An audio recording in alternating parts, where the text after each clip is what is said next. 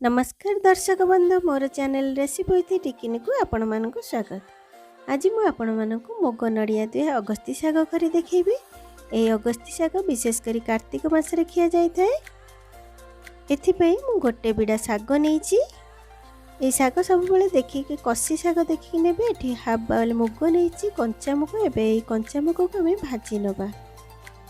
एठी कड़ाईटी मोर गरम हे गेलानी। ए मुग को पकई दउची। या अल्प समय भाजबा, बेसी समय भाजबा दरकार नहीं। यार कलर चेंज हेबा खणी आम या काढ़ी नबा। देखंतु हमर मुगर कलर चेंज हे आसिलानी, बास्ना मध्ये आसिलानी। ए अवस्था रे हम मुग को काढ़ी नबा। एबे सेई कड़ाई रे मु पानी दे दोची। से भजा मुग को भल भाबरे धोई आनिबा। देखंतु एठी भजा मुग को मु धोई आनिची। जेतिकी मुग नैची तार डबल पानी दे दीची। एबे सेई पानी रे हमें मुग पकई नबा। अल्प टिके हळदी पकई दोची। एबे स्वाद अनुसार लूण पकई देबा। ताको सिझबा पई घोड़ै नबा। देखंतु 15 मिनिट पर मैं याको काढ़ी देखुची। ए मुग भल भाबरे सिझी गलानी, मात्र गोटा गोटा अछि। देखंतु बेसी समय सिझेबेनी। बेसी समय सिझेले भल लागि न थाए। एमती गोटा गोटा थिबा दरकार। आपण चाहिले प्रेशर रे मध्ये सिझेई परबे। एबे आसंतु हम शाग को बाछि नबा।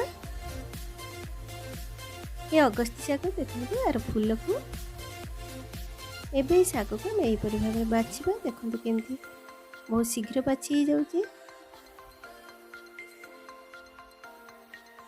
सब बेले शाग टिके कसी कसी शाग देखि नेबे। बेसी टाण पत्र यूज कले भल लागि न थाए। एबे सब शाग को हम यदि आपन को असुविधा होची एमती उल्टा धरी पत्र को एपरी बाछिले बहुत शीघ्र बाछि जाए। एबे ई शाग को मु भल भाबरे धोई आनिछि। आपण चाहिले याको काटि परिबे, न काटि के मध्ये यूज कर परिबे। एबे कड़ाईटी मोर गरम हे गेलानी।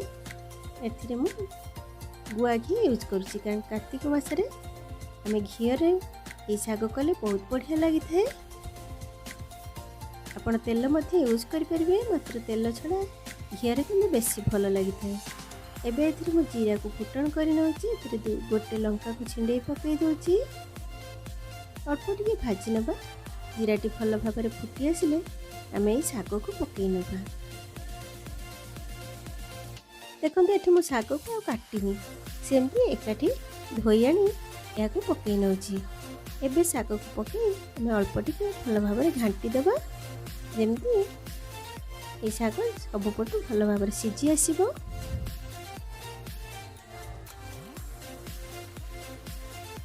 एबे एथिरे हम स्वाद अनुसार लूण पकई नबा। अल्प टिके लूण पकेबा, काहेकि आम मुगर भी टिके लूण पकईची। हमर शाग पे जेतिक आवश्यक सेतिक लूण पकई नउची। एबे याको भल भाबरे मिक्स कर नबा।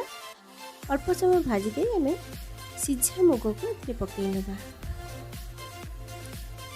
सिझा मुग पकई याको हम अल्प समय घांटी दे कोरा नड़िया एथिरे पकई नबा। एठी मु फाळे नड़िया करी रखिची। से कोरा नड़िया को पकई भल भाबरे मिक्स कर देबा। याको सिझिबा पे अल्प समय छाड़ी देबा। ए बहुत कम समय सिझी थाए। देखंतु मात्र 5 मिनिट पर पुणी याको आउथरे मु भल भाबरे घांटी देबा।